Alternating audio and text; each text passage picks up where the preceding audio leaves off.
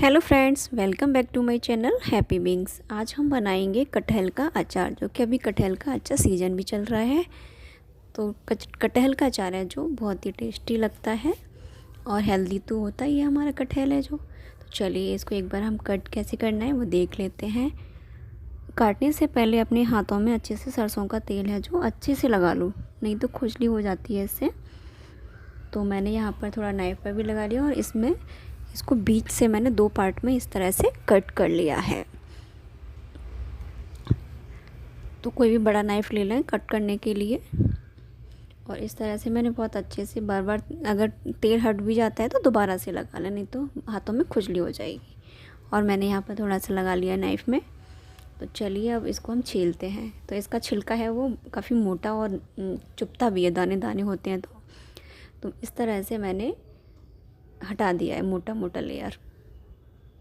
इस तरह से परत को हम छिलके वाली को इस तरह से हटा देंगे। और मैंने यहाँ पर ही जो चाकू लिया है वो नाइफ़ है जो आरी वाला, जिसमें दाने दाने रहते हैं। इससे ये बहुत इजीली कट जाता है। प्लेन वाले से उतना अच्छा से नहीं निकल पाता है, इससे अच्छे से निकल जाता है। तो इस तरह से छिलका हटा के हम उसके पल्प को इस तरह से कट कर लेंगे।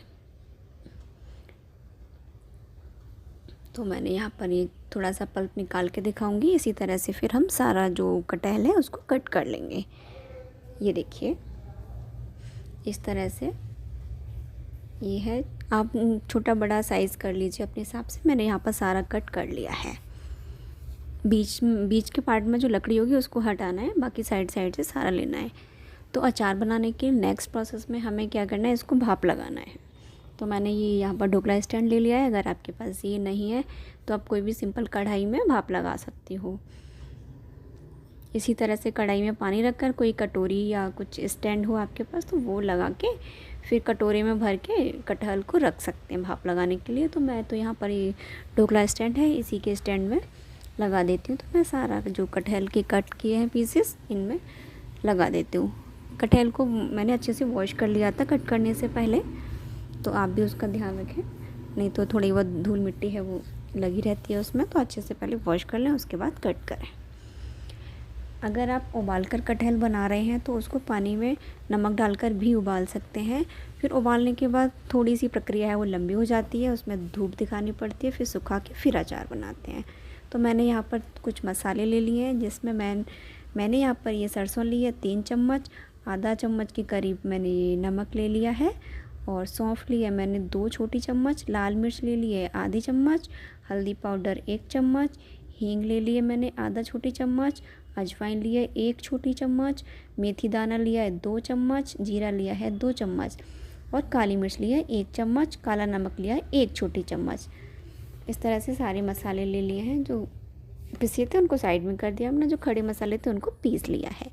जब तक हमने मसाला पीसा है तब तक हमारा कटहल है ये उबल गया है, यानी कि स्टीम हो गया है। हमें इसका कोई फ़िक्स टाइम नहीं है, डिपेंड करता है गैस के और बर्तन के साइज़ में। तो जब तक ये नरम नहीं हो जाता तब तक हमें इसमें भाप लगानी है। तो बीच बीच में आप चेक कर सकते हैं। मैंने यहाँ पर गैस का फ्लेम कर दिया है बंद और ये ठंडा हो गया है आराम से। अब हम इसको अचार बनाना शुरू करते हैं, जिसके लिए मैंने ये ले ली कढ़ाई, और ये आधा किलो था कटहल जो मैं बना रही हूँ, हाफ़ kg की समथिंग का बना रही हूँ। तो इसके लिए मैंने 1 कप लिया है यहाँ पर सरसों का तेल ये, और अच्छे से ये हो गया है गरम, इसमें धुआं भी निकल रहा है। फिर इसके बाद ही मैंने यहाँ पर डाल दिया हींग और हल्दी ली है जो वो डाल दी है। इससे 1 से 2 मिनट के लिए हल्दी और हींग को भून लेंगे अच्छे से। फिर तुरंत के बाद इसमें हम डाल देंगे कटहल को इस तरह से। अगर आप उबाल के बना रहे हैं तो ध्यान रखें कि उसका जो पानी है वो अच्छे से ड्राई हो जाए, इसलिए 3 से 4 घंटे के लिए धूप में सुखा लें। अगर उबाल के बना रहे हो तो इस बात का ध्यान रखना है, इससे हमारा अचार है वो ख़राब ना हो। तो मैंने 3 से 4 मिनट के लिए इस तरह से इसको फ्राई कर लिया है। गैस कम है, सिम है। अभी 2 से 3 मिनट के बाद हम गैस का फ्लेम है वो ऑफ़ कर देंगे, ज़्यादा नहीं पकाना है। अब मैंने गैस बंद कर दिया। उसके बाद जो हमने मसाले पीसे थे सारे मिक्स कर देंगे इसमें, अच्छे से कोटिंग हो जाएगी। इसी तरह से सारे मसाले को मिक्स कर देंगे।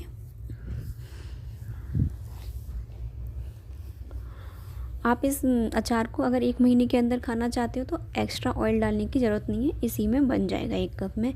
अगर आप इसकी अचार की कम से कम आप 6 महीने तक भी रखना चाहते हो तो इसमें आपको इस डुबो के तेल रखना पड़ेगा, जिसके लिए आप तेल को अच्छे से गर्म करके फिर ठंडा करके फिर डालें तेल को, जिससे कि इसकी लाइफ अचार की वो बढ़ जाएगी। तो आप 6 मंथ तक आराम से इसका यूज़ कर सकते हो। अगर आप विदिन 1 मंथ खा रहे हो तो एक्स्ट्रा ऑयल डालने की ज़रूरत नहीं है। इस तरह से सारा अचार में मसाले हैं अच्छे से मिक्स हो गए हैं।